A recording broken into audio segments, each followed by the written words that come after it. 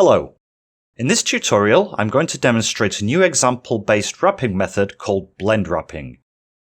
It is more robust than standard wrapping and requires much fewer control points because it can reuse information from previously wrapped meshes to increase the quality of wrapping for further models. Before we start, I'd just like to mention that all the scans in this tutorial were kindly provided by 3D Scan Store. Here we have a neutral face with a good topology. The face also has a texture. Here on the right, we have a scan with a pretty extreme facial expression.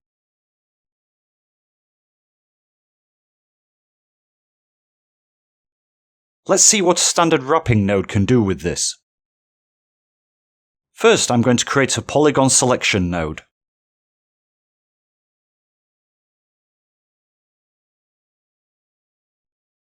Let's select the mouth socket to exclude these polygons from the wrapping process.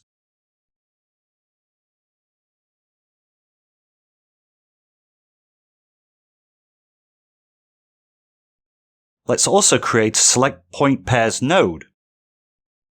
Normally, an expression like this requires a lot of control points, but this time I'm going to use just 2.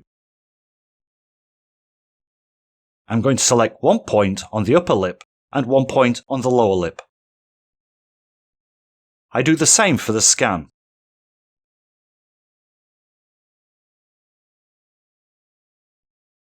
Okay, with this done, let's plug all the inputs into the wrapping node and start wrapping.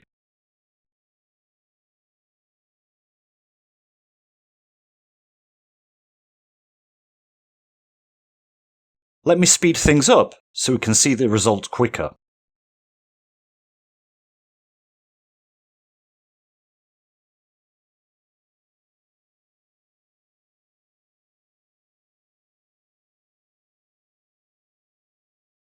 Alright, let me disconnect the texture for a moment. As you can see, the result of wrapping has created a lot of artifacts. That happens because wrap assumes that the skin can only be deformed in a uniform manner. While this assumption works in many cases, it fails for areas like lips and eyelids. For example, the stretching of lips in one direction can be significantly bigger than in the other. In complex cases like this, we would need to specify many more control points and to perform a lot of manual cleanup work. All this takes a lot of time, especially if you have dozens of characters. Imagine we have already wrapped the first character and perfectly cleaned it up. What if we could reuse this character to improve wrapping quality for all the new characters, even though the characters are very different? A blend wrapping node can do that for you and reduce the need for cleanup to a minimum. To give an example of such a reference character, I'm going to use the blend shapes that come with the wrap gallery. They were carefully prepared by our artist. Before moving forward, let's save our result and delete the wrapping node.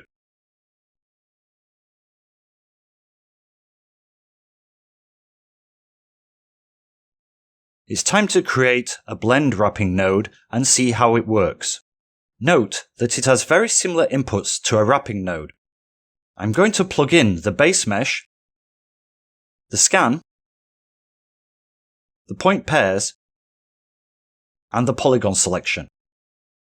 Let's leave the last input unplugged for a moment. Please note that blend wrapping nodes only work with models in centimeter scale. It's worth keeping in mind that the use of a centimeter scale is highly important for optimal quality and performance. Next, we need to provide our blend wrapping node with a reference mesh. As a reference mesh, you can choose any of your previously created characters that share the same topology. For the purpose of this tutorial, I'm going to use the generic blend shapes that come with the wrap gallery. Basically, we need to set 2 parameters. First, I need to select a reference file with a neutral face.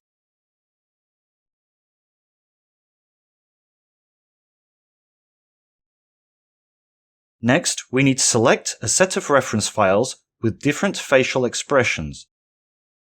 The more diverse facial expressions you provide, the better. It's not necessary that the expressions are decomposed into muscle activation groups, like one you would do for facial rigging. This means that an expression with both eyes closed can be used as a reference for wrapping a character with only one eye closed. Finally, we need to provide the last input, which is called alignment points. Since our reference character can have a different orientation and scale with the base mesh, the alignment points are used to rigidly align the neutral reference to the base mesh. Let's create a select points node and connect it to our base mesh. I'm going to select a few points on the corners of the eyes, nose, and ears.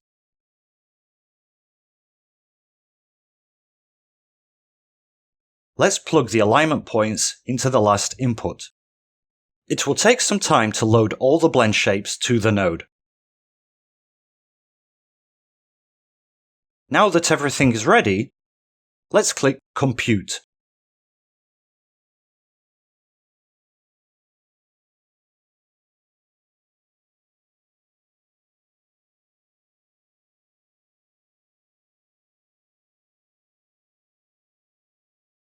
Super!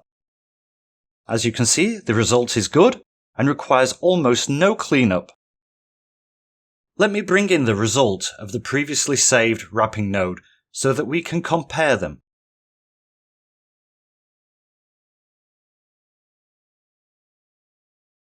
You can clearly see there is a huge difference.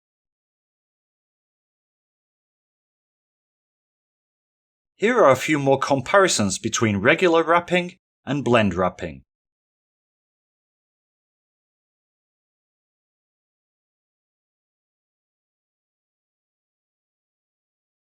Now, let me say a few words about how all this is possible. Let's switch to the Blend Wrapping Visual Editor tab. I'll turn off the rigid alignment and retargeting options for a moment. Here is our original base mesh. From the display combo box, I can switch to the neutral reference and preview each and every reference expression.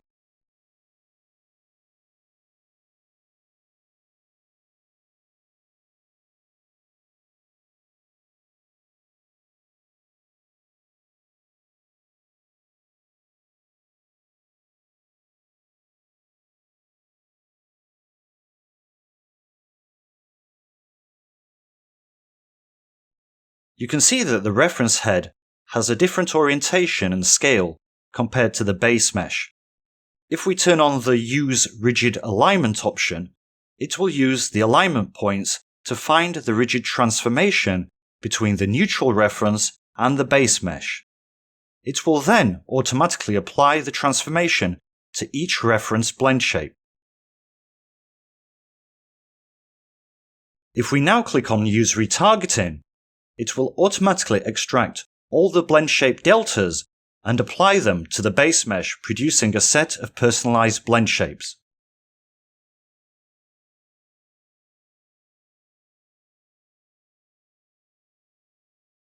Here comes the main part. By looking at these personalized blend shapes, the blend wrapping node analyzes how different parts of the skin can be deformed. This training data drastically improves the quality of the wrapping process. It's also possible to use multiple characters as reference points for blend wrapping, but this will be covered in another tutorial and in the node documentation.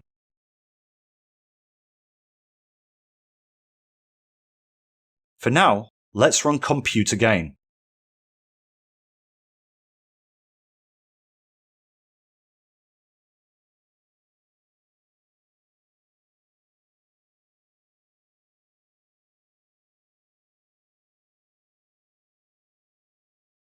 While blend wrapping produces a much cleaner result, it has a few limitations. First, due to the nature of the method, blend wrapping can't fit the base mesh surface to the target surface as tight as standard wrapping can. Second, blend wrapping doesn't use texture information. Even though the result looks good, the wrap texture is not aligned with the target texture.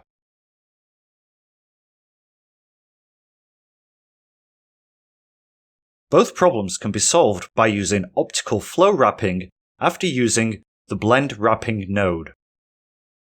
Let me demonstrate that. Let's plug all the inputs into the optical flow wrapping node. This time we don't need control points. I also need to adjust the camera positions so that they can see the entire face. Let me increase the optical flow smoothness final parameter to 8. Now we can click the Compute button.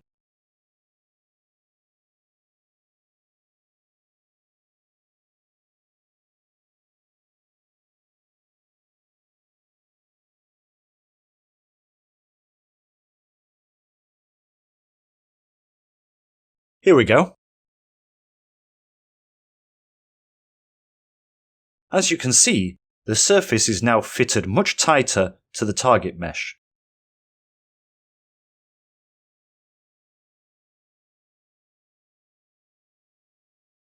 Here you can see the effect of optical flow wrapping corrections to the blend wrapping result.